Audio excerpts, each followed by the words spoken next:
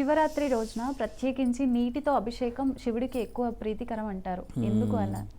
నీటితో తర్వాత కొంతమంది వెన్నె కానీ నెయ్యి కానీ కొంతమంది పాలు పెరుగు పంచామృతాలు చేసి తేనె కూడా పెడుతూ ఉంటారు, పువ్వులు పెడతారు, ఎన్నో పెడతారు. బాగా గమనించి చూడాల్సిన పరిశ్రమ. గంగపై నెత్తిని మీద గంగ పెట్టుకున్న నా తండ్రికి మీరు నీళ్లు పోసేసి తృప్తిపరచగలరా?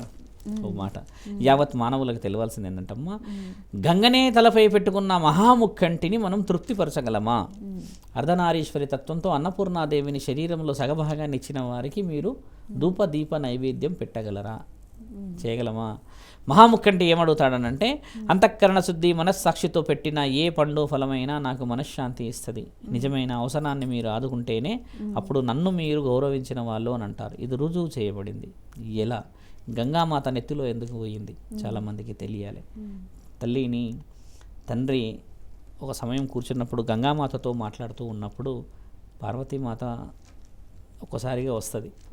వచ్చి, ఏమయ్యా ఈవిడ గారిని నెత్తిలో పెట్టావే, నాకంటే గొప్ప, నాకేమో శరీర భాగం ఇచ్చేసావు, అసలు ఏంది నీ అంతరార్థం?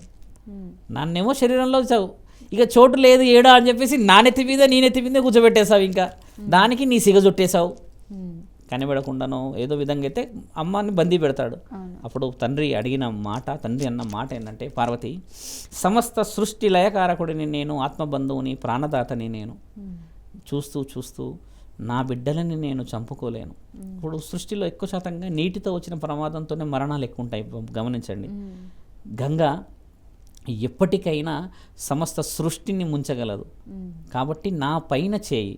కాబట్టి గంగని నేను ఒకవేళ వదిలేసాయని అనుకోండి, ఆవిడ జరుగుతున్న అన్యాయాలు, జరుగుతున్న అరాచకాలు, ధర్మబద్ధంగా లేని ఈ జీవిత చక్రంలో అంటే యుగాల్లో అమ్మ ఏ సమయంలో అయినా గంగ కోపాన్ని చూపిస్తే సమస్త జీవులంతా ఆగమైపోతారు, ఎక్కడైనా ఇబ్బంది జరుగుతుంది అన్న ఉద్దేశంగా నా అనుమతి కోసం ఉండాలి అని నేను నా కేశాల్లో బందీ చేశాను.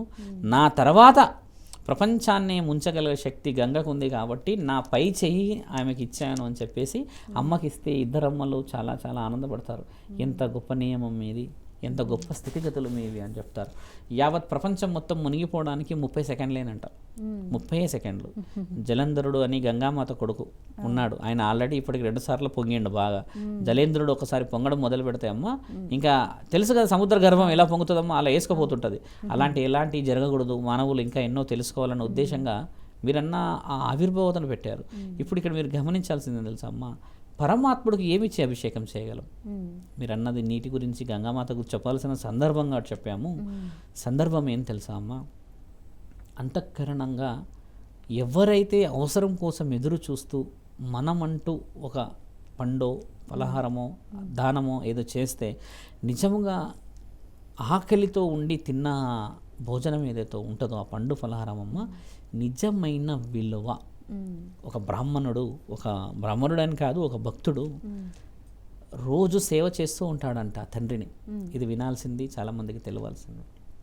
పరమాత్ముడు రోజు ఎన్నో సంవత్సరాల నుంచి నా భక్తుడు నాకు పూజలు పురస్కారాలు చేస్తూ ఉన్నాడు, ఓసారి పరీక్షింపదలుస్తాము అని చెప్పేసి గట్టిగా అంటాడు. భక్త, ఎంతటి ఆనందం, ప్రతిరోజు నీవు వచ్చి అలంకరణ చేస్తావు, అభిషేకాలు చేస్తావు, పూజలు పురస్కారాలు ఎంతో చేస్తావు కదా, నాకెంతో ఆనందమైంది అని అంటాడు. కానీ ఈ భక్తుడికి తృప్తి కాదు.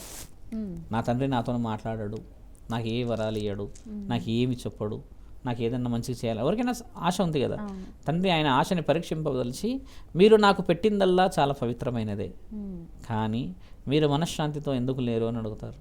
అప్పుడు ఈయన అంటారు, స్వామి నేను మీకు మొట్టమొదట ఉదయాన్నే లేచి వచ్చి నీళ్లు పోస్తాను అంటే మొట్టమొదటి గంగ నీళ్లు మీ నెత్తిలో పోసి పాలు, తేనె, పెరుగు, పలు రకాల పండ్లతో అభిషేకాలు చేస్తాను మీకు నేను. ఇన్ని చేసిన మీ దాంట్లో పవిత్రత ఎక్కడ లోపించింది నాకు అర్థం కావట్లేదు స్వామి, నా మనసు నేను ఇంకా బాగుపడలేకపోతున్నానంటే తండ్రి ఒకసారిగా అన్న మాట ఏంటంటే, నీవు తెస్తున్న నీళ్లు పవిత్రమైనయా అని అడుగుతాడు తల్లి.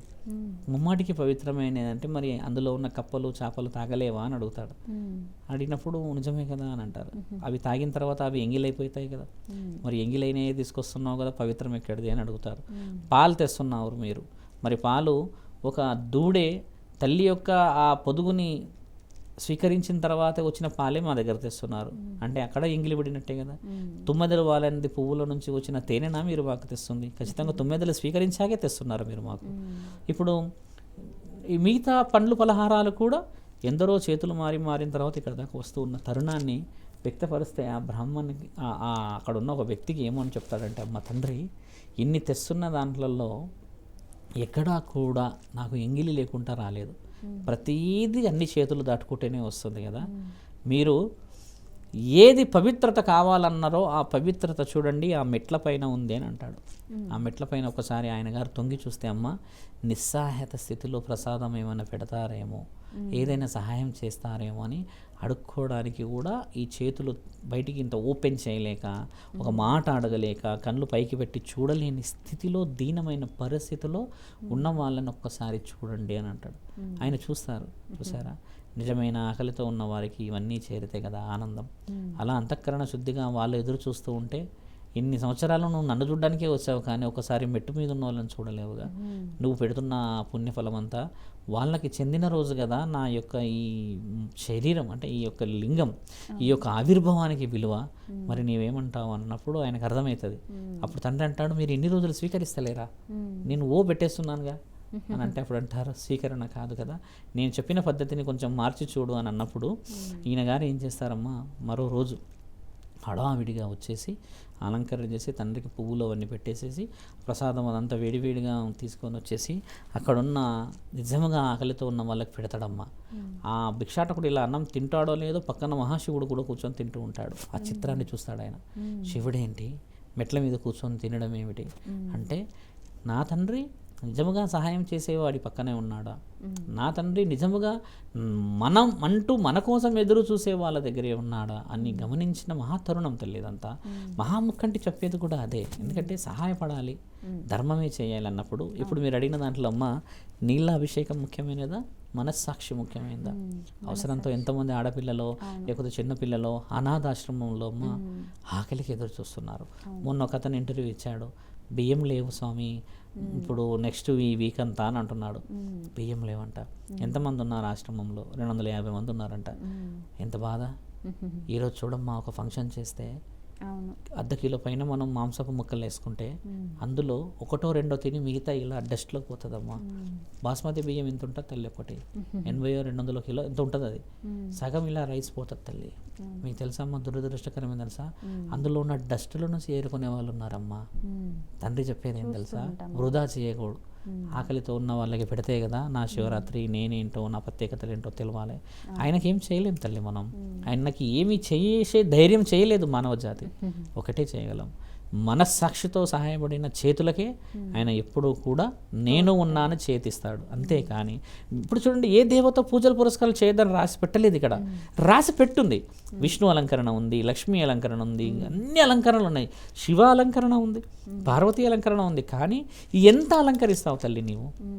నువ్వు అభిషేకం చేసావమ్మా పొద్దున్నే వచ్చి, నీ తర్వాత 200 మంది ఉన్నారు అనుకుందాం, ఇక 200 మంది రుద్దాలా శివలింగాన్ని? ఒక మాట, ఏం జరుగుతుంది తెలుసా, అక్కడ నీళ్లు పెరుగు పాలు అన్నీ వృధాగా అక్కడ ఉండి అక్కడ డ్రైనేజ్లోకి వెళ్ళిపోతున్నాయి తల్లి. ఒక్క మాట ఆలోచించండి, తండ్రికి ఇలా ఒక పండు పెట్టినా ప్రతిఫలం ఇస్తాడు ఆయన. నిజంగా ఆ పండు కోసం ఎదురు చూస్తున్నా ఇట్లా కొంగు పట్టుకొని అక్కడ ఆడవాళ్ళు కూర్చుంటారు కొంతమంది. మరి వాళ్ళకి ఇవ్వకపోతే నా తండ్రి తిన్నాడన్న రుజువు ఉందా ఎక్కడన్నా? మహాముఖంటే తిన్నాడన్న రుజువు ఉందా? ఈ దేశంలో ఏ విగ్రహం ఇంతవరకు తినలేదమ్మా. ఎందుకు తినలేదంటే వాళ్ళు ఆత్మబంధువులు. నీ యొక్క మనశ్శాంతిని మాత్రమే, నీ యొక్క అంతఃకరణ శుద్ధి, నీ మనసులో ఉన్న నిజమైన భక్తిని మాత్రమే వాళ్ళు భుజించగలరు. ఇదే కదా విగ్రహారాధనకు ఉన్న విలువ. మీరన్నట్టుగా ఆ రోజు ఏం చేయాలి శివరాత్రి ఈ రోజు అంటే అమ్మ, చేయొచ్చు. గంగామాత నీళ్ళతో అభిషేకం చేసుకుంటాం, మన పండు పలహారాలు పెట్టుకుంటాం. ఆ పెట్టిన దాంట్లో ఒక చిన్న ఒక 5% బెట్, 5% ఒక బయట తీసుకెళ్ళి ఇచ్చిన భక్తులకి నిజమైన ఆకలి. ఇప్పుడు మీరు ఇచ్చారు, నేను ఇచ్చాను, 10 మంది ఇచ్చామనుకోండి, అందరం ఇస్తే ఆ ఒడి ఎంత కమ్మగా నిండుతుందమ్మా. ఇది ముఖ్యమైన శివరాత్రి పండుగ తల్లి.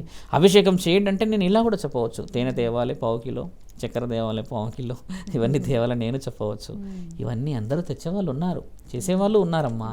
మనం కూడా ఇదే కలియుగంలో ఉన్నాము, ఇదే దాష్టికమైన ప్రపంచంలో ఉన్నాం. ఇక్కడే పెరుగుతూ ఉన్న దాంట్లో మార్పులు చేర్పులు ఇంకెప్పుడు తెచ్చుకోవాలమ్మా? మనం మన పిల్లలకు నేర్పించేది కూడా అదే కదా. ఆకలితో లక్షల మంది ఎదురు చూస్తున్నారు. అలాంటి వాళ్ళకి మనం కనీసం పండగ రోజు పెట్టలేమా అమ్మ కమ్మటి భోజనం? శివరాత్రి రోజు అంటే అదే అభిషేకం. నువ్వు ఎలా చేసినా నా నెత్తి మీద గంగే ఉంది. నువ్వు ఏ అన్నం పెట్టినా నా పక్కనే అన్నపూర్ణదేవి ఉంది. అన్నపూర్ణాదేవి నా పక్క నుండి నా నెత్తిలోనే గంగ ఉంటే నాకే తప్పలేదు భవతి భిక్షాందేహి. మరి మానవ శరీరం మనం ఎంత? శివుడికే తప్పలేదు భిక్షాటన అంటే. పాపం పుణ్యం మీరు చేస్తున్న అధర్మ కార్యక్రమాలను వచ్చి తీసుకెళ్ళిపోతాడు నువ్వు వేసే ఆ దాంట్లో. ఆయన గారు ఆ కంచంలో నుంచి అష్టైశ్వర్యాలు నీకు ఎచ్చెళ్తాడు. అంటే తండ్రి వ్యూహము నీ పాపాలు పుణ్యాలు కలగడానికి ఆయన్నే వస్తుంటే ఆయన దగ్గరికి వెళ్ళేసి ఏం కావాలయ్యా అన్నప్పుడు అంతఃకరణ శుద్ధి ఆత్మబంధువునైన నేను నిజమైన భక్తి కావాలని చెప్పడం అడగడం తప్ప తల్లి. శివరాత్రి రోజు ఎంతమంది గుడికి వెళ్ళి శివపురాణం వింటారమ్మా? తక్కువ మందే వెళ్తున్నారు. మన వాళ్ళు వెళ్ళరు. యువతి యువకులు అసలే వెళ్ళరు. పెద్దవాళ్ళు కొంచెం వయసు మీద పడ్డ వాళ్ళు ఏదైనా కోరికలు ఉన్న వాళ్ళే వెళ్తున్నారు. ఎందుకు వెళ్ళాలి అలాగా? అందరు కుటుంబం అంతా వెళ్ళి చూడలేమా శివపురాణం? శివపురాణం ఎందుకు? మన బస్తీలో యూనిటీస్ ఉంటాయి, ఈ కమిటీస్ ఉంటాయి, వాళ్ళందరికీ చెప్పేసి ఒక యాగం చేయించుకొని అందరం శివపురాణం చెప్పే గురువులను పిలుచుకొచ్చుకోలేమా అమ్మ? ఇప్పుడు నేను చెప్తాను శివపురాణం కూర్చొని అనర్గళంగా చెప్తాను. నేను ఎంతమందికి చెప్పగలుగుతా? అట్లా నాలాంటి వాళ్ళు వీళ్ళు వందల మంది పురోహితులను పిలిచి ప్రత్యేకంగా పురోహితుడికి ఒక మర్యాద ఇస్తే చెప్తే అమ్మ బ్రాహ్మణులు అనర్గళంగా చెప్తారమ్మా. భక్తులు లేరా? అలాంటిది చేయడం పండగ తల్లి. మారాలే కదా. మారడం అనేది ఇంకెప్పుడు రావాలమ్మా? శివరాత్రి వచ్చిందా, ఓకే శివరాత్రి తర్వాత నెక్స్ట్ బోనాల గురించి కూర్చోటం, తర్వాత మళ్ళీ సంక్రాంతి. ఇదే జరుగుతుంది. కానీ మార్పు చేర్పు రాకపోతే సంప్రదాయం అవుతుందమ్మా. సంప్రదాయం పాటించాలి ఎప్పుడు తెలుసా?